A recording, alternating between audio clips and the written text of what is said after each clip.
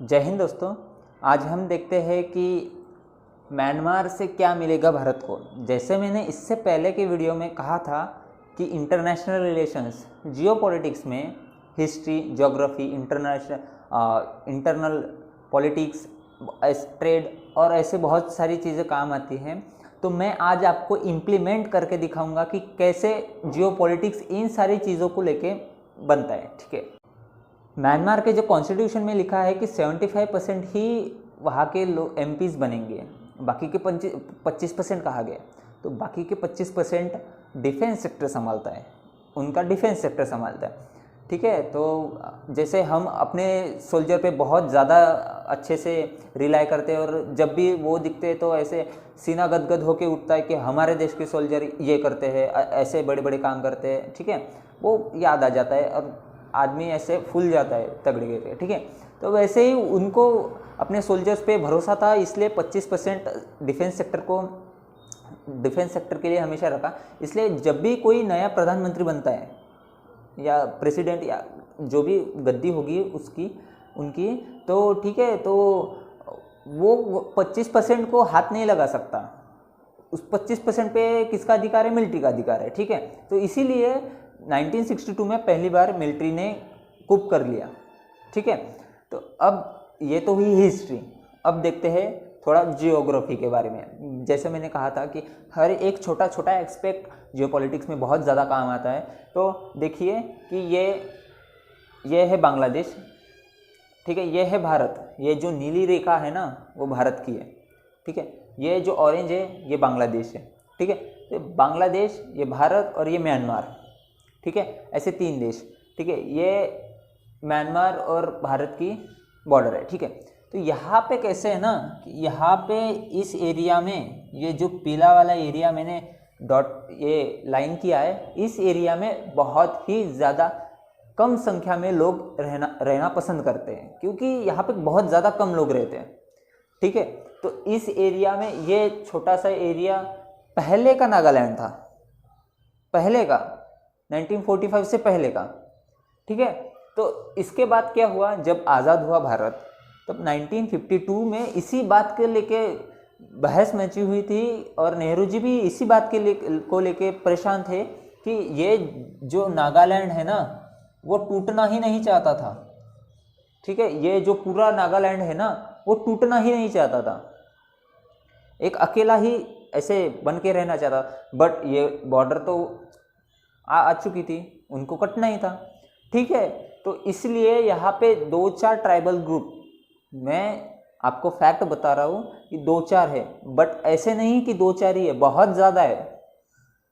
ठीक है, तो आपको याद रखने के लिए 2-4 ही काफ़ी है पेपर में लिखने के लिए, बट आपने ऐसे मेंशन नहीं करना है कि 2-4 ही है।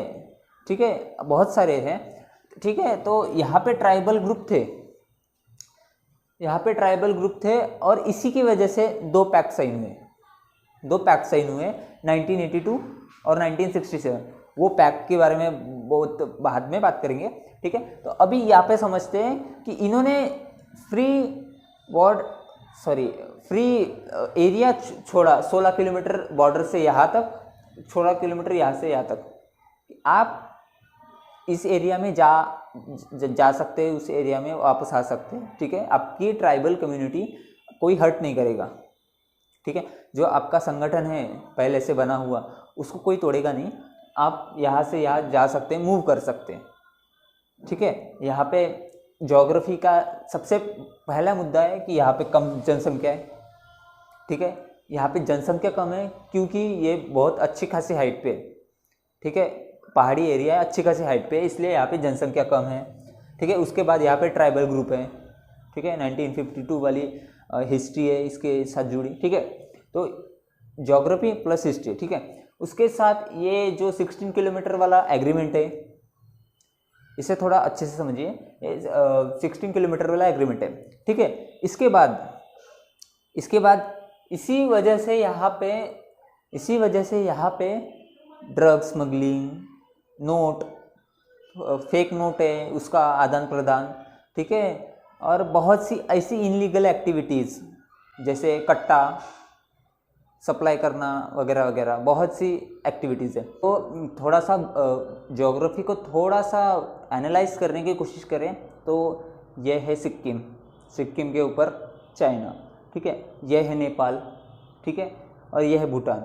इसके बीच में है सिलीगुड़ी कॉरिडोर, इसकी विड्थ क्या है 24 किलोमीटर, ठीक है, इसकी विड्थ 24 किलोमीटर है। मतलब इतना एरिया विड्थ कितनी है, एक्चुअल विड्थ कितनी है, बहुत ही कम 24 किलोमीटर, ठीक है। तो यहाँ ये पार्ट कट कर दिया इंडिया का, सिलीगुड़ी कॉरिडोर कट कर दिया, तो नॉर्थ ईस्ट में तो इंडिया की पहुँच कैसे बनेगी, ठीक है, नॉर्थ ईस्ट में पहुँच कैसे बनेगी, ठीक है। तो इंडिया ने थोड़ा सा दिमाग लगाया और कोलकाता से सितवे एयरपोर्ट, कोलकाता से सितवे एयरपोर्ट हमारे शिप जाएंगी, सितवे एयरपोर्ट से मिज़ोरम, ठीक है, मिज़ोरम, ये रास्ते को कहा जाता है कालादान रोड प्रोजेक्ट, ठीक है, कालादान रोड प्रोजेक्ट, ठीक है। तो ये कोलकाता से सितवे, सितवे से मिज़ोरम, ठीक है, मिज़ोरम से हमारी नॉर्थ ईस्ट में पहुँच बढ़ जाएगी, ठीक है। इससे हमें अपनी कमज़ोरी पे काबू मिल जाएगा, ठीक है, ठीक है। तो यह हमारी सबसे बड़ी कमज़ोरी थी जो 2023 या 24 क्योंकि कोरोना आ गया इसलिए थोड़ा सा काम डिले हो चुका है, तो 24 भी हो सकता है, बट एट मोस्ट 23 तारीख दी है, 2023 में कंप्लीट हो सकता है, ठीक है। तो आपको पता होना चाहिए एज ए इंडियन कि ये कोलकाता से या फिर हम प्रोटेक्ट कर रहे हैं अपने इंडिया को, एक्चुअली ये इसका बताने का मकसद क्या है, हम प्रोटेक्ट कर रहे हैं अपने इंडिया को, ठीक है। तो कलादान पहला प्रोजेक्ट हुआ। अब दूसरा प्रोजेक्ट है, ठीक है, तो दूसरा प्रोजेक्ट है IMT प्रोजेक्ट, IMT ट्राइलैटरल है, ठीक है। ट्राइलैटरल प्रोजेक्ट यानी क्या, 3 देशों का मिला जुला प्रोजेक्ट। सबसे पहला देश इंडिया, ये जो पीली रेखा है ना वो इंडिया की बॉर्डर्स है, ठीक है, ये जो पीली रेखा है इंडिया की बॉर्डर्स है। ये म्यांमार, कहाँ पे जाके रुकता है ये हाईवे, थाईलैंड। इसका सीधा सीधा मतलब क्या है कि थाईलैंड में जो भी हम ट्रेड करते हैं इंडिया के सीधे रूट से भेज सकते हैं, पहली बात, या फिर सीधा यहाँ से सितवे से यहाँ पे, फिर यहाँ से यहाँ पे। जैसे मैंने अभी फ़िलहाल कुछ मिनट पहले आपको बताया कि सितवे से हम मिज़ोरम तक जाते हैं, तो इसी सितवे से हम यहाँ तक भी जा सकते हैं, ठीक है। इसका मतलब क्या है, जल्दी जल्दी रिकॉल करना चाहेंगे तो हम क्या कहेंगे कि सीधा सीधा हम ट्रेड के लिए कर रहे हैं, ट्रेड के लिए कर रहे हैं, ठीक है। तो ये 2025 तक ट्रेड के लिए कर रहे हैं और 2025 तक ये बन के तैयार हो जाएगा। इसका बहुत ही गहरा रिलेशन है इंटरनेशनल पॉलिटिक्स पे, ठीक है। तो थाईलैंड से आगे जाए तो वहाँ पे होता है वियतनाम। वियतनाम को हमने हाल फिलहाल में ब्रह्मोस मिसाइल बेची है, आपको याद हो तो, ठीक है। तो ब्रह्मोस मिसाइल बेची है और बहुत सा ट्रेड, मिला जुला ट्रेड जो चाइना बेचता है वही वियतनाम बेचता है, ठीक है। तो ये रोड सीधा हम वियतनाम तक लेके जाए, ये रोड सीधा हम वियतनाम तक लेके गए तो वो जो मिला जुला सामान है वो हम सीधा इंडिया तक लेके आ सकते हैं बाय रोड, बाय शिप तो लेके ही आ सकते हैं, बाय रोड भी लेके आ सकते हैं, ठीक है, पहली बात, ठीक है। इससे क्या होगा, मेंटेलिटी पे बहुत गहरा असर पड़ेगा चाइना के। कि मेंटेलिटी पे कैसे असर पड़ेगा कि देखो भारत के पैर वियतनाम तक आ चुके हैं, कि भारत वियतनाम तक आ चुका है, ठीक है, पहला एस्पेक्ट। दूसरा एस्पेक्ट क्या था कि कुछ सालों पहले ये बांग्लादेश है, ये जो मैंने निकाला ये जो रीजन है ना ये बांग्लादेश है, ठीक है, यह प्रॉपर नहीं है, बट ये क्या कह रहा था कि हम आपके ट्राइलैटरल प्रोजेक्ट में बहुत ज़्यादा इंटरेस्टेड है।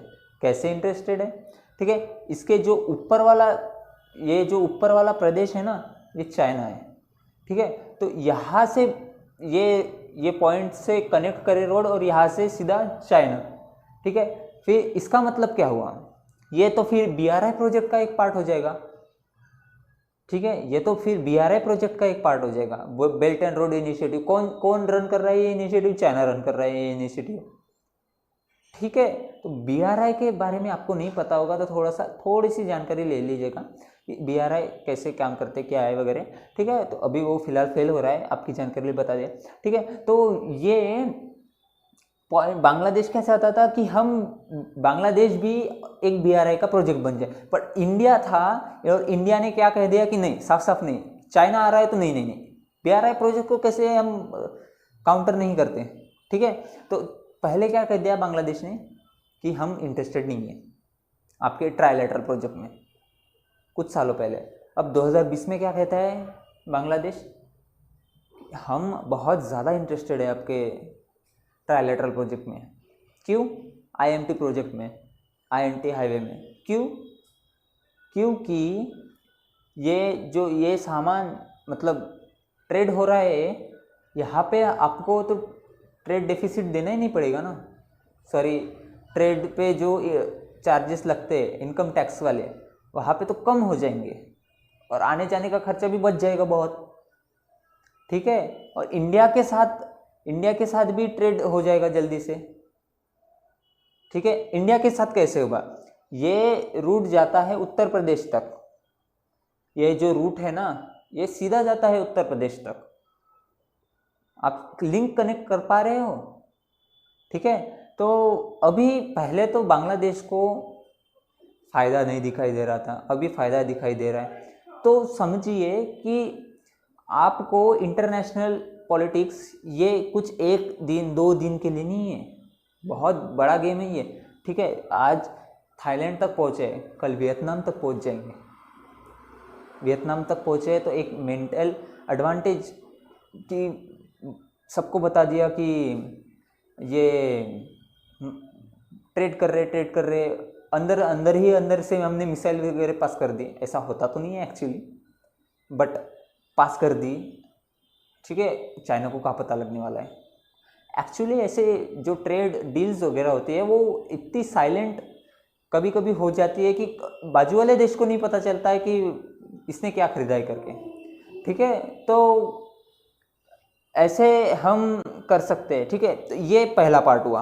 अब सेकंड पार्ट समझ ले। तो इससे पहले जैसे मैंने आपको बताया था कि म्यांमार में अभी मिलिट्री का शासन चल रहा है, ठीक है।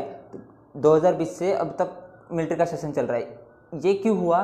क्योंकि यांग सान सू की जब प्रधानमंत्री बन जाती और अच्छे खासे वोटों से बन जाती तो वो 25% वाला जो मिलिट्री का कोटा है, मिलिट्री का जो क्राइटेरिया है वो निकाल ही फेंक देती बाहर।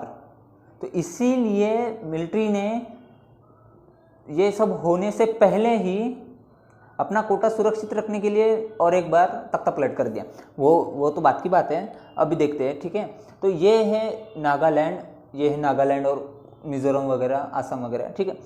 इस पार्ट में हमेशा कॉन्फ्लिक्ट रहती है। जैसे मैंने आपको कहा कि 16 किलोमीटर इधर, 16 किलोमीटर इधर, ठीक है। मतलब 16 किलोमीटर के एरिया में आप टहल सकते हो, मतलब जो उनका रिजीम था, ठीक है। अब वो प्रॉब्लमेटिक बन गया क्योंकि यहाँ पे USA, मैंने USA पहले पढ़ लिया था जब पहली बार पढ़ा था, क्योंकि ऐसे काम तो USA ही करता है।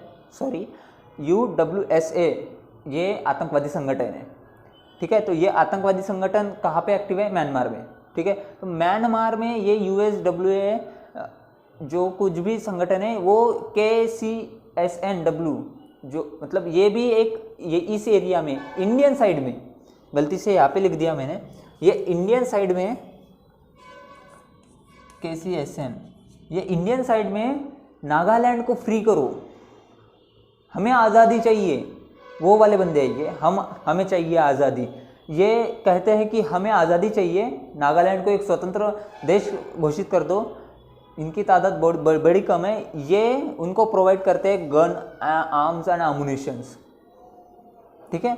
और म्यांमार में अभी मिलिट्री का सेशन चल रहा है। मिलिट्री किसकी तरफ है अभी फिलहाल?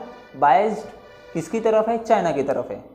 आपको ये समझना पड़ेगा कि मिलिट्री बायस्ड है चाइना की तरफ, और ये यांग सान सू की जो है वो इंडिया की तरफ है, इंडिया के फेवर में, ठीक है। तो अभी मिलिट्री का सेशन चल रहा है, तो मिलिट्री ने पहले मतलब जैसे पहले ही लोन लिए थे, यहाँ पे फॉरेस्ट प्रोजेक्ट बनाएंगे $100 बिलियन वाला, जैसे मैंने इसके पहले वाले वीडियो में बताया था, वो आप ज़रूर से चेकआउट करिए, ठीक है। तो ये यहाँ पे $100 बिलियन का फॉरेस्ट प्रोजेक्ट चला था कि यहाँ पे हम सिंगापुर जैसी सिटी बनाएंगे, बहुत ही आलीशान बना देंगे, बहुत चकाचक, ऐसे वैसे, ठीक है, यहाँ पे शिप रुकेंगी, ऐसे ऐसे मस्त सी सिटी बना देंगे $100 बिलियन वाली, ठीक है, ऐसे सपने दिखाए। यहाँ पे फॉरेस्ट प्रोजेक्ट $100 बिलियन का BRI का प्रोजेक्ट चाइना का फेल हो गया। बहुत अच्छे से लिंक कनेक्ट कीजिए, यहाँ पे ये फेल हो गया, फिर ये चाइना के अधीन, क्योंकि जब भी आप किसी को कर्जा ले लेते हैं उससे उसका ही सुनना पड़ता है आपको, क्योंकि उसने आपको कर्जा दिया है, ठीक है। तो ऐसे ही श्रीलंका को फंसा है, ऐसे ही पाकिस्तान को फंसा है, ऐसे मैंने एक वीडियो में बताया था, उसकी लिंक हम डाल देंगे, ठीक है। तो ये म्यांमार अभी मिलिट्री शासन है चाइना के फेवर में, ये भी BRI प्रोजेक्ट भी फंस गया, ठीक है। ओवरऑल कंडीशन किसके फेवर में? चाइना के फेवर में। और UWSA ये किसको फंड कर रहा है? KSCN ये संगठन है, इसको फंड कर रहा है। और ये क्या करता है? ये हल्ला मचाता है हमेशा। इसको साफ करने के लिए ऑपरेशन सनराइज हमेशा चलता रहता है, इसको अच्छे से नोट कीजिएगा।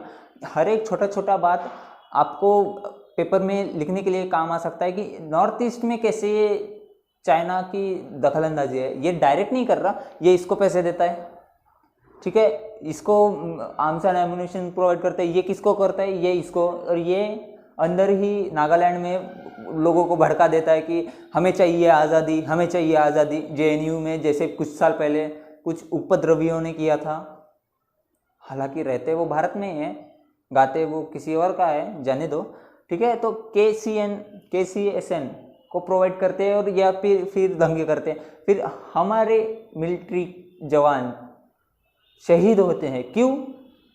क्योंकि चाइना प्रोवाइड कर रहा है इनको पैसे।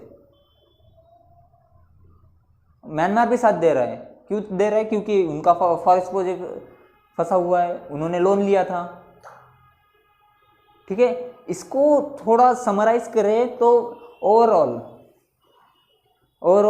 इस एरिया में शांति बहाल करने के लिए क्या करना पड़ेगा हमें वो हमारे बड़े बड़े project, Kaladan project, IMT project भी चल रहे हैं, ठीक है। उसी के साथ यहाँ पे मिलिट्री की शासन है, इस वजह से हमें बहुत तकलीफ हो रही है, क्योंकि ये प्रोवाइड कर रहे हैं आर्म्ड एम्युनिशन। और इंडिया हमेशा कुछ दिनों बाद आसाम और नागालैंड में झड़प, आसाम मिजोरम में झड़प, अब का सुनते हैं।